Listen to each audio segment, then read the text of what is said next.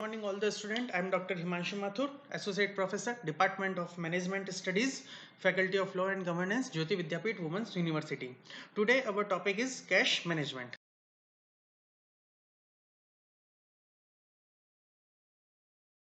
Cash is a liquid assets of a firm. It is a duty of every finance manager to ensure that all the concerned department have sufficient cash in order to conduct their working. Basically अगर देखा जाए तो cash जो है हमारे business के लिए blood का काम करता है। जैसे हमारे शरीर में अगर ब्लड की कमी हो जाए तो हमारा शरीर भी हमारी बॉडी भी सही से काम नहीं करेगी। उसी तरीके से अगर बिजनेस में कैश नहीं होगा तो बिजनेस का कोई भी एक्टिविटी कंडक्ट नहीं की जा सकती। बिना कैश के ना तो आप मटेरियल खरीद सकते हो, ना ही सैलरी पेड कर सकते हो, ना ही अदर एक्सपेंसेस कर सकते हो। तो कैश एक क्या है, लिक्विड एसेट्स है और हर फाइनेंस मैनेजर को ये जरूरत रहती है, रिक्वायरमेंट रहती है कि वो ये पता लगाए कि एक कंपनी में जितने भी डिपार्टमेंट काम कर रहे हैं, चाहे मार्केटिंग हो, प्रोडक्शन हो, आईटी हो, उन सबके पास में सफिशिएंट कैश है या नहीं, ताकि वो अपना काम easily and regular smooth way में कर सकें। Finance manager has to check that is there any idle cash in business firm. Idle cash also carries some cost like interest and dividend. एक मैं आपको सिंपल सा एग्जांपल देता हूँ। आपने शेयर इशू करके 1 लाख रुपए लेके आ गए। अब 1 लाख में से केवल आपने 80,000 रुपए इन्वेस्ट किए तो आपको अर्निंग कितने पे हो रही है? केवल 80,000 पे। ठीक है, बट आप डिविडेंड कितने पे दे रहे हो? 1 लाख रुपए पे। डिविडेंड तो कितने पे देना पड़ेगा आपको? 1 लाख रुपए पे। क्यों? क्योंकि आपने शेयर कितने के इशू किए? 1 लाख के। तो डिविडेंड कितने पे जाएगा? 1 लाख रुपए पे। तो 1 लाख रुपए आपका तो खर्चा हो गया। बट आप यूज कितने ले रहे हो? 80,000। तो 20,000 तो आपको किसी भी तरीके की इनकम नहीं दे रहा है। आपकी इनकम केवल कितने रुपए से आ रही है? 80,000 रुपए से। 20,000 क्या है? Idol cash. तो मैनेजर को यह भी देखना चाहिए कि क्या उसकी कंपनी में कोई आइडल कैश पड़ा है या नहीं। अगर है तो उसकी कॉस्ट कितनी आ रही है, उस आइडल कैश को वो किस तरीके से कहां पे यूटिलाइज कर सकता है ताकि उस आइडल कैश से भी रिटर्न मिल सके। अब कैश में क्या क्या इंक्लूड होता है? कैश में इंक्लूड होते हैं coin, rupees, marketable security. Marketable securities वो सिक्योरिटीज होती है जिसको आप without loss of time, without loss of money हाथों हाथ कैश में कन्वर्ट कर सकते हो।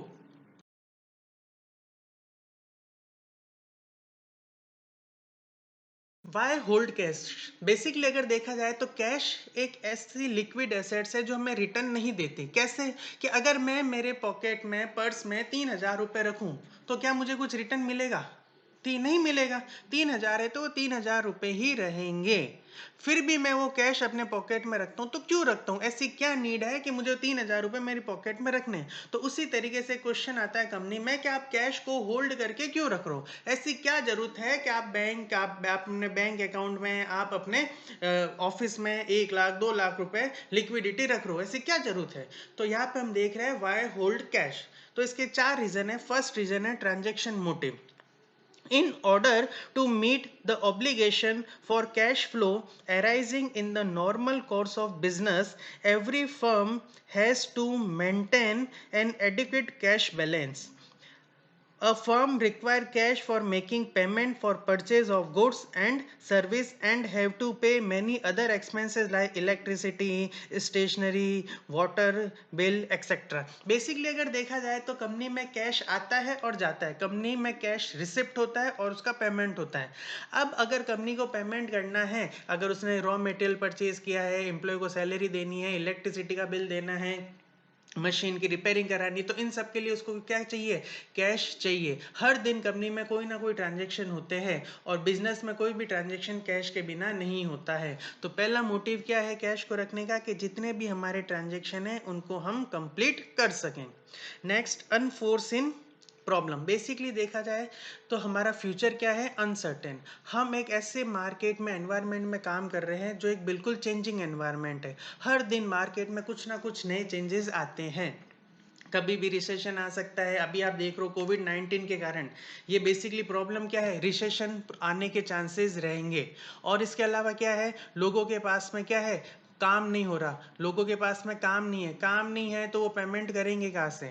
हमारा फ्यूचर अनसर्टेन है, कभी भी कोई भी प्रॉब्लम आ सकती है, कभी भी हमारे सामने नई अपॉर्चुनिटी भी आ सकती है, और उस अपॉर्चुनिटी को अगर आपको लेना है तो आपके पास में कैश होना जरूरी है। तो हमारा फ्यूचर क्या है? अनसर्टेन। हमारे सामने कभी भी कुछ भी प्रॉब्लम भी आ सकती है और चाहे तो अपॉर्चुनिटी भी आ सकती है। अब उस अपॉर्चुनिटी को ग्रैब करना है, प्रॉब्लम को फेस करना है, तो भी हमें क्या चाहिए? यहाँ पे कैश चाहिए। तो अनफोर्सिन प्रॉब्लम एंड अपॉर्चुनिटी के साथ कोप अप करने के लिए हमें कैश रखना पड़ता है। Speculative motive. A firm may come across with unexpected opportunity to make profit which is not available in the business routine working. Basically अगर देखा जाए, स्पेक्यूलेटिव का मतलब होता है चांस अगर आपको कुछ मिला है तो उस चांस का आप प्रॉफिट अर्न करो, उस चांस के थ्रू आप प्रॉफिट कमाओ। फॉर एग्जांपल मैं कहता हूँ आपकी एक मैन्युफैक्चरिंग इंडस्ट्री है और आपके पास में प्रॉफिट पड़ा है, सरप्लस फंड पड़ा है, और मार्केट में एक कंपनी है टेलीकॉम इंडस्ट्री मान लो, टेलीकॉम कंपनी मान लो, वो अपना बिजनेस लिक्विडेट कर रही है, अपना बिजनेस सेल कर रही है। तो आपके पास में अपॉर्चुनिटी है कि आप उसके बिजनेस को परचेज कर सकते हो। तो परचेज कब करोगे? जब आपके पास में कैश होगा। तो अगर आप चांस का फायदा लेना चाहते हो, अपॉर्चुनिटी का फायदा लेना चाहते हो, स्पेक्यूलेशन यूज करना चाहते हो, तो आपको यहाँ पे कैश रखना पड़ेगा। Compensation motive. बेसिकली अगर देखा जाए तो हमारे कंपनी में एम्प्लॉय होते हैं जिनको अगर हमें मोटिवेट करना है तो हमें उनको कंपनसेशन देना पड़ता है। कंपनसेशन सैलरी के रूप में होता है, कंपनसेशन रिवॉर्ड के रूप में होता है, कंपनसेशन एक्स्ट्रा इंसेंटिव के रूप में होता है। तो अगर हम हमारे एम्प्लॉय को मोटिवेट करना चाहते हैं तो हमें यहाँ पे कंपनसेशन देना ही पड़ेगा, पहली चीज। सेकेंड चीज, अगर हम यहाँ पे देखें तो बैंक में भी अगर आपका मिनिमम बैलेंस नहीं रहता है तो बैंक आपके अकाउंट को क्लोज कर सकती है। फॉर एग्जांपल अगर आपका सेविंग अकाउंट है तो 15,000 के आसपास आपका मिनिमम बैलेंस रहना चाहिए। तो इसके लिए भी हमें कैश को होल्ड करके रखना पड़ता है।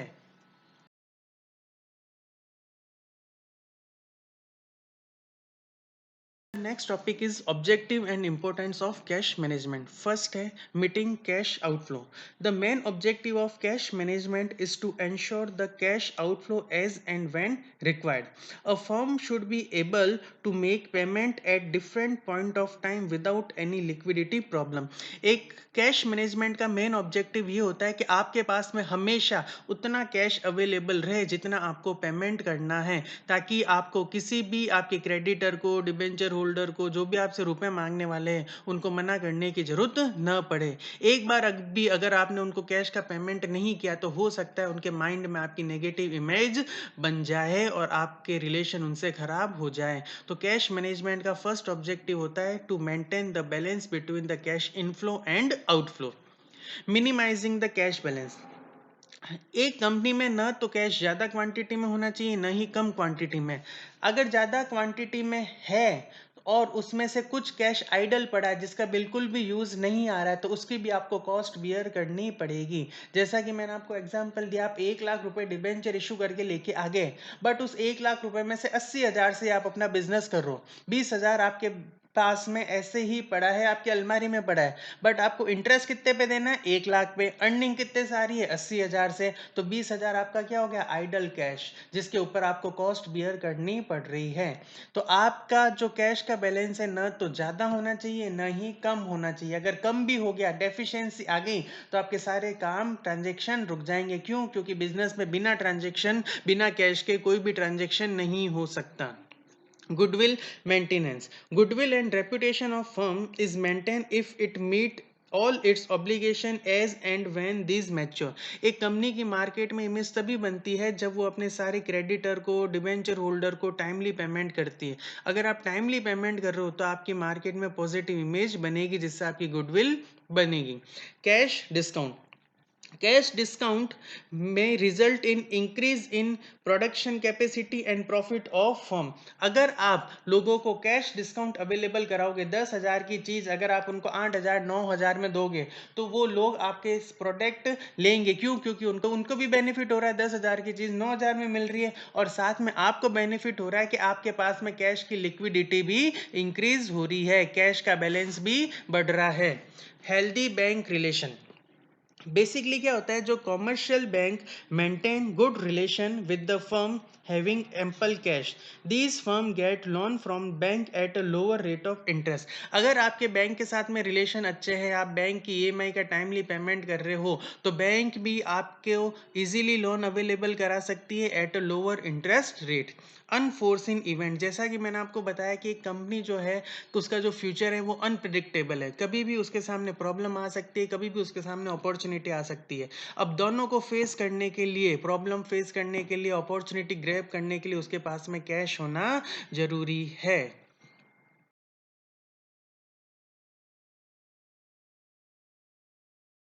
We will discuss factor affecting the cash need. ऐसे कौन से फैक्टर है जो हमारी कैश के रिक्वायरमेंट को अफेक्ट करते हैं। First is cash cycle. Cash cycle जो है, it start from the purchasing the raw material and finish at the point when you receive amount from the customer. आपको अगर प्रोडक्शन करना है तो प्रोडक्शन के लिए रॉ मटेरियल चाहिए, और रॉ मटेरियल परचेज करने के लिए आपको पेमेंट करना पड़ेगा। वहाँ से रॉ मटेरियल को आप फिनिश गुड में कन्वर्ट करोगे, कन्वर्ट करने के बाद में आप उसको सेल करोगे। सेल या तो कैश में होगी या क्रेडिट में। कैश में होती है तो आपको हाथों हाथ कैश पेमेंट मिल जाएगा, अगर क्रेडिट बेस पे होती है तो उसका पेमेंट कुछ दिन बाद आपको मिलेगा। तो कैश साइकिल जो है वो रॉ मटेरियल परचेज करने से लेके कहाँ तक चलती है, cash receive from the debtors और cash receive from the sale. Cost of cash balance, जैसा कि मैंने आपको बताया, एक फाइनेंस मैनेजर की ड्यूटी होती है कि वो कैश का बैलेंस मॉडरेट लेवल पे रखें, ना तो ज़्यादा कैश हो ना ही कम कैश होना चाहिए। अगर कम कैश हो गया तो भी दिक्कत है कि आप टाइमली पेमेंट नहीं कर पाओगे, बिजनेस के ट्रांजेक्शन को पूरा नहीं कर पाओगे। और वहीं पे अगर लिक्विडिटी ज़्यादा है, कैश ज़्यादा है, कैश आइडल पड़ा है, तो आइडल कैश का भी कॉस्ट आपको बियर करनी पड़ेगी। Cash inflow and outflow, it is a duty of finance manager to maintain cash balance between the cash inflow and outflow। एक कंपनी में कैश आता है और जाता है, तो एक फाइनेंस मैनेजर की ड्यूटी होती है कि वो ये देखे कि कैश कहाँ कहाँ से आ रहा है, कैश का कहाँ कहाँ पे पेमेंट हो रहा है, मेरे पास में सरप्लस फंड बच रहा है या कैश की डेफिशिएंसी है। प्रोडक्शन पॉलिसी, प्रोडक्शन पॉलिसी में ये होता है कि जो कंपनी होती है उसका मेन ऑब्जेक्टिव होता है कि वो ज़्यादा से ज़्यादा क्लोजिंग स्टॉक इन्वेंट्री अपने पास में रखे। जब वो ज़्यादा क्लोजिंग स्टॉक इन्वेंट्री खुद के पास में रखेगी तो उसको ज़्यादा मटेरियल खरीदना पड़ेगा, ज़्यादा लेबर लगेगी, ज़्यादा एक्सपेंसेस लगेंगे, तो वहाँ पे उसको कैश की रिक्वायरमेंट भी ज़्यादा रहेगी। Cash budget, cash budget is simply like to the cash flow statement. Cash budget में क्या होता है, हम ये चेक करते हैं कि फ्यूचर में हमारे पास में कहाँ कहाँ से पैसे आ सकते हैं और फ्यूचर में हमें कहाँ कहाँ पे कैश का पेमेंट करना है, और इससे हमें यह पता चलता है कि फ्यूचर में हमारा कैश का बैलेंस कैसा रहेगा, सरप्लस आएगा या डेफिशिएंसी होगी। Cash concept of float, float का मतलब होता है difference between bank passbook and cash passbook. Bank reconciliation, इस आप लोगों ने पढ़ा होगा, जिसमें आप लोगों ने ये पढ़ा होगा कि कुछ ट्रांजेक्शन के कारण आपकी बैंक की पासबुक में और कैश बुक में दोनों में क्या आते हैं, डिफरेंस आते हैं। तो यहाँ पे हमें यह भी पता नहीं रहता कि कुछ ट्रांजेक्शन बैंक में हो गए, जैसे बैंक ने वहाँ से आपके बैंक के चार्जेस अपना डिडक्ट कर दिया आपके बैंक अकाउंट से, और आपने कैश बुक में एंट्री नहीं की, तो कैश में तो आपका बैलेंस बढ़ा हुआ दिखेगा, जबकि बैंक की पासबुक में कैश का बैलेंस कम दिखेगा। आपने चेक तो इशू कर दिया आपके ऑफिस से, तो कैश बुक में तो आपने एंट्री कर दी, पर अगले पर्सन ने बैंक में चेक प्रेजेंट किया ही नहीं, तो बैंक से तो बैलेंस कम हुआ नहीं, जबकि आपकी कैश बुक से बैलेंस कम हो गया। तो ये क्या कहलाता है, float, difference between cash book and the bank passbook.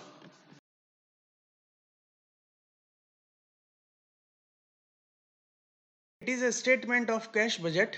Cash budget हम कैसे बनाते हैं, बहुत ईजी है।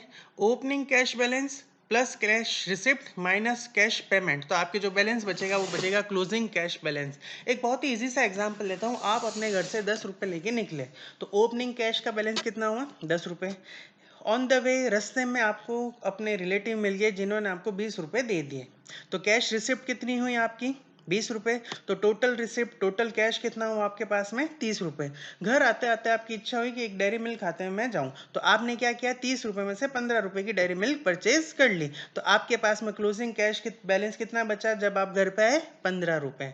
तो opening balance plus cash receipt minus cash payment equals to closing cash balance.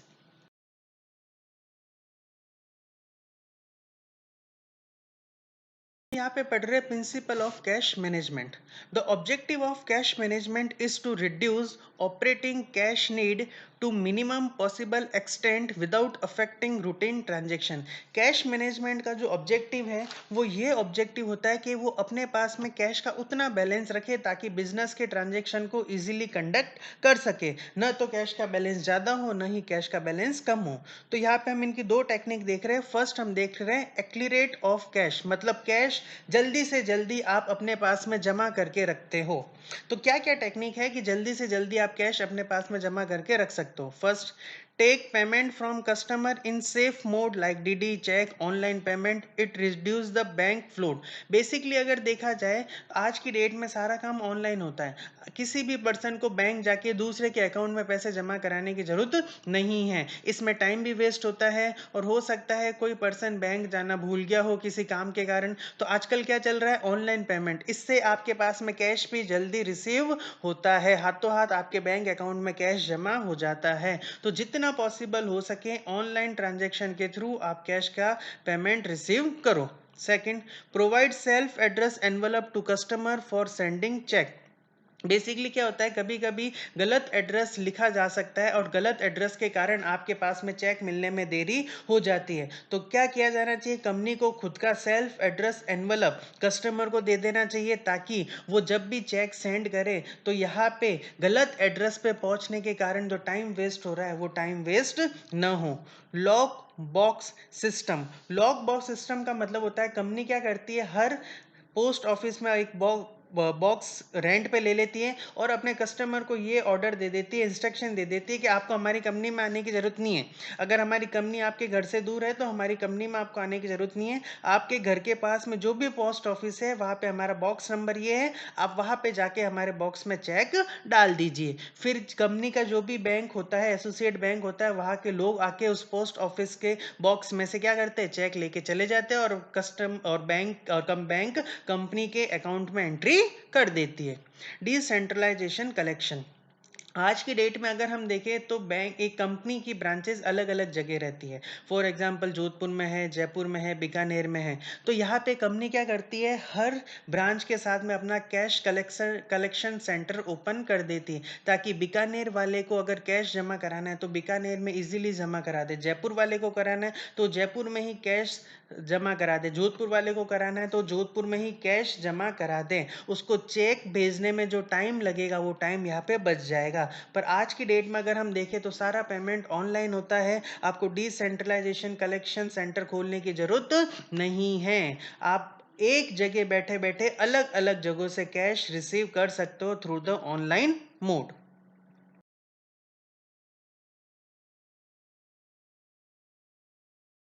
Next है delay the cash payment. Delay the cash payment का मतलब ये होता है कि आपको पेमेंट करने में थोड़ा डिले करना चाहिए। डिले का मतलब ये होता है कि ड्यू डेट तक पेमेंट हो जाना चाहिए।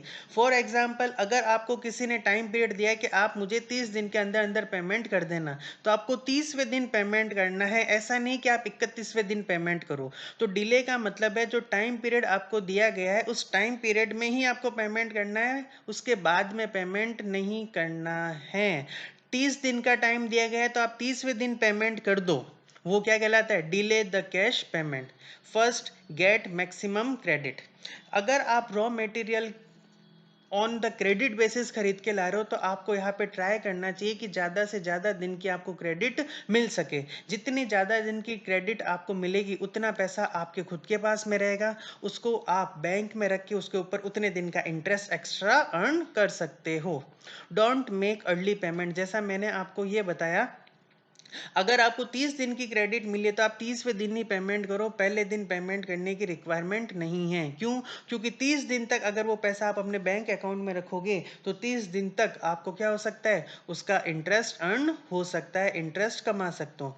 सेंट्रलाइज पेमेंट का मतलब होता है कि आपका कैश पेमेंट का ऑफिस केवल एक ही जगह है। जब आपका ऑफिस एक ही जगह होगा, फॉर एग्जांपल कैश पेमेंट का ऑफिस जयपुर है और आपको यहाँ जयपुर से अहमदाबाद पेमेंट करना है, तो आप क्या करोगे, एनवलप लोगे, उसमें चेक डालोगे और उसको बाय पोस्ट अहमदाबाद भेजोगे। तो अहमदाबाद भेजने से क्या होगा, यहाँ पे 2-3 दिन लग जाएंगे बाय पोस्ट जाने में। तो 3 दिन का बैंक से आप क्या कर सकते हो, इंटरेस्ट अर्न कर सकते हो। तो वो क्या कहलाता है, सेंट्रलाइज पेमेंट सिस्टम, जिसमें आपको अलग अलग जगह पे अपने पेमेंट सेंटर ओपन करने की जरूरत नहीं है। आपका पेमेंट सेंटर केवल एक ही होगा, वहीं से ही सारे चेक, डीडी, पेमेंट डिस्पैच होंगे। या डिस्पैच में जो टाइम लग रहा है उस टाइम का बेनिफिट हम क्या करते हैं, इंटरेस्ट के रूप में बैंक से अर्न करते हैं।